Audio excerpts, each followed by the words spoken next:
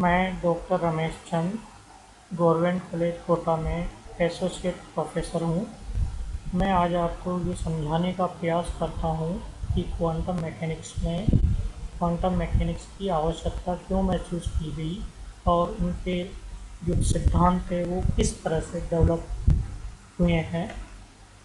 इसको समझने के लिए हमको सर्वप्रथम ये समझना ज़रूरी है कि 19वीं शताब्दी के अंत में कुछ फिजिकल फेनोमेना ऐसे थे जिनको तत्कालिक समय में उपलब्ध सिद्धांतों द्वारा समझाया नहीं जा सका था। इसमें ब्लैक बॉडी रेडिएशन और उनसे प्राप्त एनर्जी स्पेक्ट्रम का एक्सप्लेनेशन भी सम्मिलित है। यह तत्कालिक जो थ्योरीज उपलब्ध थी उस समय, उनके द्वारा इस स्पेक्ट्रम को पूरी तरह से नहीं समझाया जा सका था। इस लेक्चर में मैं आपको ये बताने का प्रयास करता हूँ कि किस कारण से ब्लैक बॉडी रेडिएशन इम्पोर्टेंट है। सबसे पहले हमको ये समझना जरूरी है कि रेडिएशन क्या होते हैं और इनको किस तरह से अलग अलग भागों में विभाजित किया जाता है।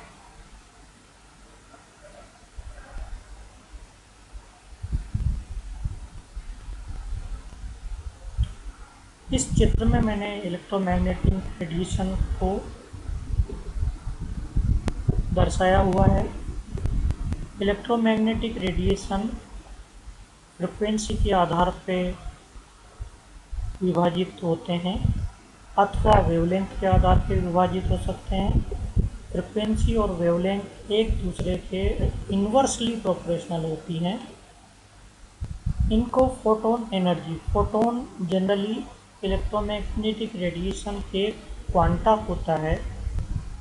इन फोटोन की एनर्जी को फ्रिक्वेंसी के साथ प्लैंक कांस्टेंट एच को मल्टीप्लाई करके हम प्राप्त कर सकते हैं। Electron volt generally photon energy को कैलकुलेट करने की यूनिट होती है।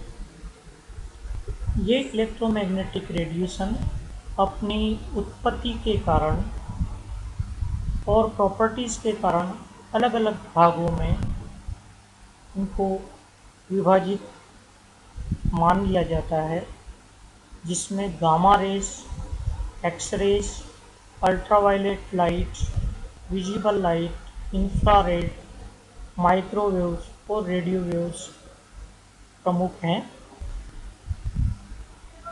इलेक्ट्रोमैग्नेटिक रेडिएशन में जनरली आप देखिए 10⁻⁻15 सेंटीमीटर से लेकर के 10⁻10, ये कोई हार्ड एंड फास्ट नहीं है कि 10⁻10 पे इसका अंत हो गया, पर देखिए कितने वास्ट रेंज में ये इलेक्ट्रोमैग्नेटिक रेडिएशन प्राप्त होते हैं।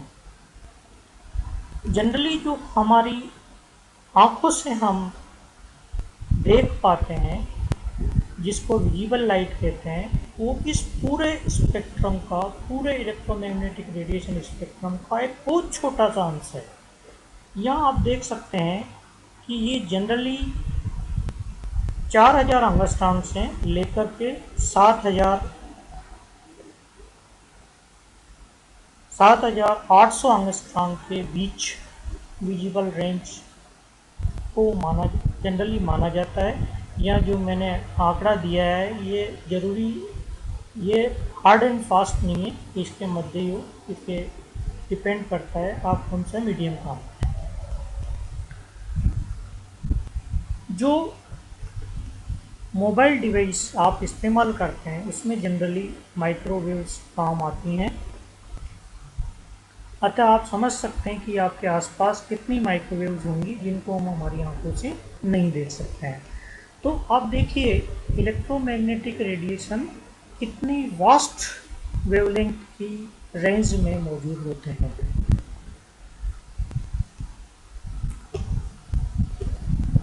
चूँकि प्रारंभ में मैंने आपको ब्लैक बॉडी का जिक्र किया था, तो हम ये समझना चाहते हैं कि ब्लैक बॉडी होती क्या है। सामान्यतः ब्लैक बॉडी एक ऐसी वस्तु को कहते हैं जिसके ऊपर आपतित समस्त रेडिएशन को वो एब्जॉर्ब कर सकती है, कर लेती है। इस तरह की ब्लैक बॉडी को आइडियल ब्लैक बॉडी कहते हैं। इस आइडियल ब्लैक बॉडी को प्रायोगिक रूप से बनाया जाना संभव नहीं है, अतः एक प्रैक्टिकल ब्लैक बॉडी को प्रायोगिक रूप से इस्तेमाल किया जाता है। मैंने यहाँ इसी तरह की एक प्रायोगिक ब्लैक बॉडी को दिखाया हुआ है। ये एक कैविटी है।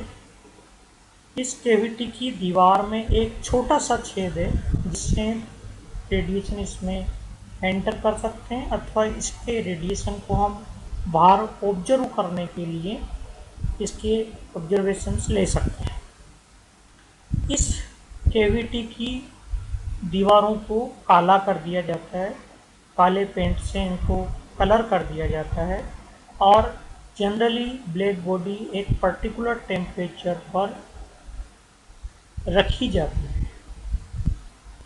जब कोई इलेक्ट्रोमैग्नेटिक रेडिएशन एंटर होता है तो वो कैविटी की दीवारों से एब्जॉर्ब और रिफ्लेक्टेड होता रहता है। ये एब्जॉर्प्शन और रिफ्लेक्शन कंटिन्यूअस चलता रहता है। चूँकि एब्जॉर्प्शन और रिफ्लेक्शन के कारण इलेक्ट्रोमैग्नेटिक रेडिएशन की वेवलेंथ में परिवर्तन होता रहता है, अतः किसी पर्टिकुलर टेम्परेचर पर इस ब्लैक बॉडी के अंदर उपस्थित समस्त रेडिएशन और इस ब्लैक बॉडी के दीवारों द्वारा उत्पन्न रेडिएशन के मध्य एक इक्विलिब्रियम बनता है। लगभग 1899 में ल्यूमर और प्रिंगशाइन ने इस ब्लैक बॉडी से निकलने वाले इलेक्ट्रोमैग्नेटिक रेडिएशन का अध्ययन किया था और उनके जो डेटा उन्होंने प्राप्त किए वो ग्राफ पर उन्होंने प्लॉट किए थे। वो कुछ टिपिकल इसी तरह का एक टिपिकल ग्राफ यहाँ मैंने दिखाया हुआ है। इसमें वेवलेंथ को एक्स एक्सिस के रूप में हमने लिया है और एनर्जी इमिटेड जो जनरली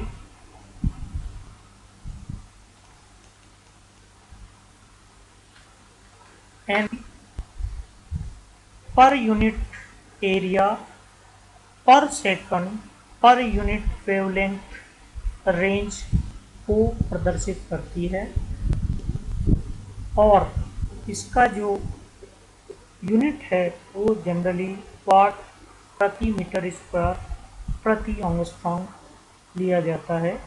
इसको स्पेक्ट्रल इमिसिव पावर या मोनोक्रोमेटिक इमिसिव पावर या स्पेक्ट्रल एनर्जी डेंसिटी भी कहते हैं। इस तरह से जो ग्राफ प्राप्त हो रहा है इसकी कुछ कैरेक्टरिस्टिक्स फीचर्स हैं, उनको हम यहाँ समझने का प्रयास करते हैं। यहाँ देखिए एक पर्टिकुलर टेम्परेचर की बात मैं करता हूँ। मान लीजिए ये वाला ग्राफ मैं लेता हूँ। इसमें आप देखिए जैसे जैसे वेवलेंथ बढ़ती है जो ग्राफ प्राप्त हो रहा है वो सतत है, यानी इसमें किसी तरह का डिसकंटिन्यूटी नहीं है। जैसे जैसे वेवलेंथ इंक्रीज होती है, वेवलेंथ के साथ साथ सभी वेवलेंथ पर एनर्जी इमिट होती है। इम्पोर्टेंट बात यह है, किसी भी वेवलेंथ को आप देख लीजिए, प्रत्येक पे एनर्जी इमिट हो रही है, पर किसी पर्टिकुलर वेवलेंथ के कॉरेस्पॉन्डिंग किसी दूसरी वेवलेंथ के कॉरेस्पॉन्डिंग एनर्जी का मान सेम नहीं है, अलग अलग वैल्यू यहाँ प्राप्त होती है। जैसे जैसे हम टेम्परेचर को इंक्रीज करते हैं वैसे वैसे किसी पर्टिकुलर वेवलेंथ पर प्राप्त होने वाली इमिटेड एनर्जी की वैल्यू भी इंक्रीज होती है। आप देखिए टेम्परेचर के इंक्रीज करने पे एनर्जी भी इंक्रीज होती है। किसी एक पर्टिकुलर टेम्परेचर पर वेवलेंथ के इंक्रीज करने के साथ साथ प्रारंभ में इमिटेड एनर्जी इंक्रीज होती है। एक पर्टिकुलर वेवलेंथ पर जाकर पर्टिकुलर टेम्परेचर पर मैक्सिमम एनर्जी हमको प्राप्त होती है। इस पर्टिकुलर एनर्जी को E lambda M maximum spectral energy कहते हैं और इस एनर्जी के कॉरस्पॉन्डिंग जो वेवलेंथ है उसको lambda M maximum spectral energy के कॉरस्पॉन्डिंग वेवलेंथ कहते हैं। जैसे जैसे टेम्परेचर इंक्रीज होता है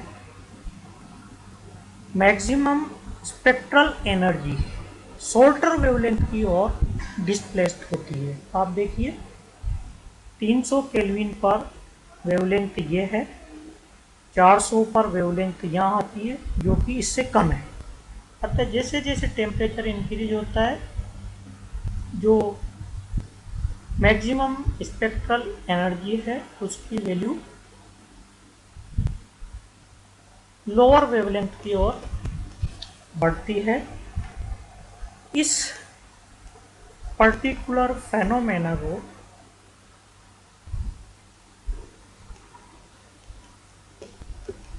विंड्स डिस्प्लेसमेंट लॉ के रूप में हम यहाँ देख रहे हैं, जहाँ लैम्डा मैक्सिमम स्पेक्ट्रल एनर्जी के कोरिस्पॉन्डिंग वेवलेंथ है और टी उस पर्टिकुलर टेम्परेचर का वैल्यू है। इन दोनों का प्रोडक्ट हमेशा कांस्टेंट होता है बी, जिसकी वैल्यू 2.898 इंटू 10⁻³ मीटर होती है और के को यहाँ विंड्स कांस्टेंट हम कहते हैं।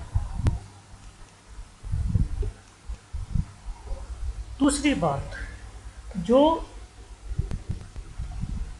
मैक्सिमम वेवलेंथ लैम्डा एफ के कोरिस्पॉन्डिंग किसी पर्टिकुलर टेम्परेचर के कोरिस्पॉन्डिंग जो मैक्सिमम स्पेक्ट्रल एनर्जी है वह हमेशा टेम्परेचर की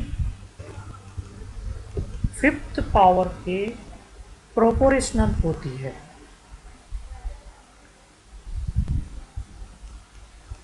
अंत में हम देखते हैं कि किसी पर्टिकुलर टेम्परेचर पर प्राप्त स्पेक्ट्रल एनर्जी डिस्ट्रीब्यूशन कर्व और वेवलेंथ एक्सिस के बीच का जो एरिया है, ये एरिया हमेशा एब्सोल्यूट टेम्परेचर की 4th पावर के प्रोपोर्शनल होता है और इसके आधार पे स्टीफन बोल्ट्जमान लॉ किया जाता है जो U सिग्मा T4 के रूप में दर्शित है, जहाँ सिग्मा 5.67 इंटू 10⁻⁸ वाट पर मीटर स्क्वायर पर केल्विन 4 होता है।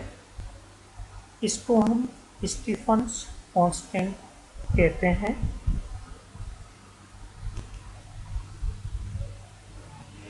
धन्यवाद।